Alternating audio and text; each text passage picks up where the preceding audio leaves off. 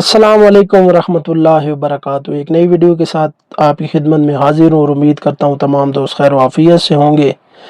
जैसा कि उस्मान खिजर मांगट साहब की वीडियो आपके सामने आपने शायद देखी है या नहीं देखी, लेकिन मैंने देख ली और मैं उस पर जो है कुछ तजिया ज़रूर करूँगा। पहले तो सबसे पहले अपने लीडर साद हुसैन रिजवी की दूर अंदेशी को सलाम पेश करता हूँ। हज़ारों लोगों के इसरार के बावजूद उस्मान खिजर मांगट को दोबारा ओहदा नहीं दिया गया, ना ही तहरीक में लाने के लिए कोई कोशिश की गई। तमाम कारकुनान उस वक़्त नाराज़ थे और साद भाई पर भी कुछ लोग कह रहे थे कि इन्होंने जो उस्मान खिजर मांगट वफादार बंदा है, इसके साथ बात करें, इसको वापस लेके आएँ। पहला वीडियो बयान में तो उन्होंने थोड़ा जो कम तनकीद की थी, आज के वीडियो बयान में मुकम्मल तौर पर जो है ना हुकूमती मौक़िफ़ उन्होंने अपनाया है। 10 अक्टूबर से पहले TLP मुहिब वतन भी थी, पुरअमन भी थी, ताजदार ख़त्म नबूवत के काज पर काम भी करती थी, मसला नामूस रिसालत और ख़त्म नबूवत के काज पर भी काम करती थी, पुरअमन भी थी। लेकिन जैसे 10 तारीख से ऑपरेशन शुरू हुआ, 13 वाला ऑपरेशन शुरू हुआ, सानिया मुरीद के वाला, तो तहरीक लब्बैक पाकिस्तान एक दहशतगर्द जमात डिक्लेयर हो चुकी है। ना ही वो बेवतन है, ना ही मुहिब इस्लाम है, बल्कि वो सियासी पार्टी भी नहीं, वो कलअदम है TLP। दूसरा, साद रिजवी अनस रिजवी के हवाले से आपसे सवाल किया गया तो आप कहते हैं कि वो मानसेरा में छुपे हुए हैं। ऐसे ही फेसबुक से मैं भी देख के कह सकता हूँ, यूट्यूब व्लॉग, जब आपसे एविडेंस मांगा गया तो आप कह रहे हैं मैंने तो फेसबुक पोस्ट देखी थी। फेसबुक पोस्ट से कैसे आप इंटरव्यू में ऐसे कह सकते हैं, क़यादत पर इल्ज़ाम लगा सकते हैं? आपके अंदर का बुग़्ज़ है तो वो बेशक आप बयान करें, लेकिन ऐसे फेसबुक से कोई भी पोस्ट ऐसे कर देगा तो मैं देख के क्या वही चीज़ मैं अपनी क़यादत पर जो है अप्लाई कर दूंगा। उसके बाद आपने कहा जी मैं सियासत की बजाय मैं रियासत को तरजीह दूंगा। 10 तारीख से पहले तो नहीं ऐसा था। आप भी 9 अक्टूबर को बाबा जी अमीरुल मुजाहिदीन के मज़ार पर भी आए थे। उस वक़्त तो ये जो है मुहिब वतन पार्टी थी, लेकिन बाद में ये रियासत के ख़िलाफ़ मार्च शुरू हो गया। आप कहते हैं कि ये इसराइल के ख़िलाफ़ मार्च नहीं था, ये रियासत पाकिस्तान के ख़िलाफ़ था।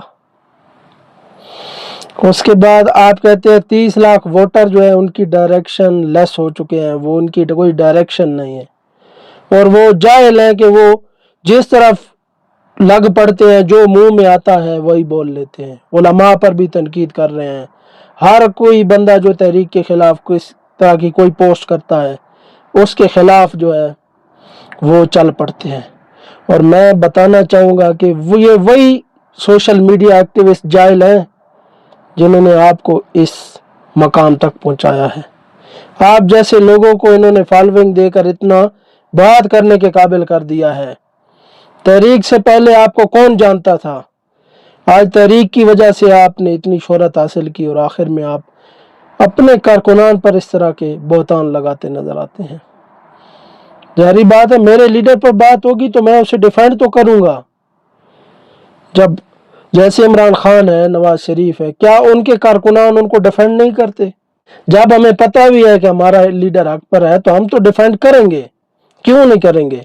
उलमा पर तो हमने इसलिए तनकीद की कि हमारा साथ दें, हमारे साथ खड़े हों। हमारे साथ जुल्म हुआ है सानिया मुरीद के में। उसके बाद आप कहते हैं जी मुज़ाकरात हुई है लेकिन TLP कायम नहीं रही, और आपने फेसबुक से हकाइक बयान किए हैं।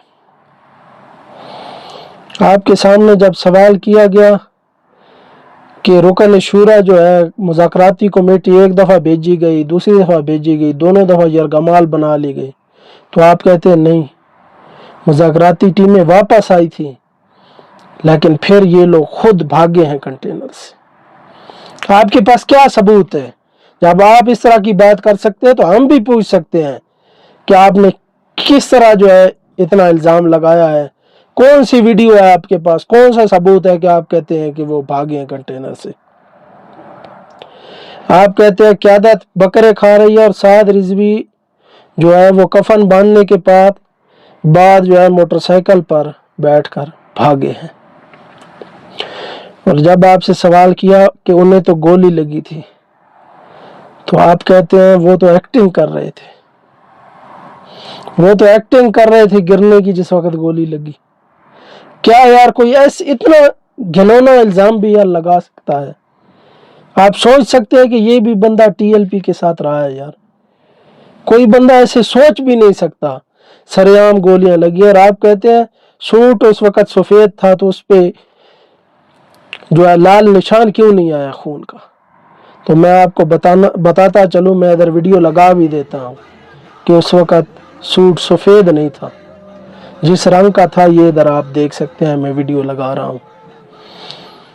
इतने तक आपको मालूमात नहीं है और आप इल्जाम लगा रहे हैं, ये कैसी बात है यार? उसके बाद आप कहते हैं जी मैं जो भी पेशन गोइयाँ या जो बातें कर रहा हूँ ये मैंने यूट्यूब व्लॉग के ज़रिए फेसबुक से हक़ाइक़ हासिल किए हैं, ट्विटर से हक़ाइक़ हासिल किए हैं।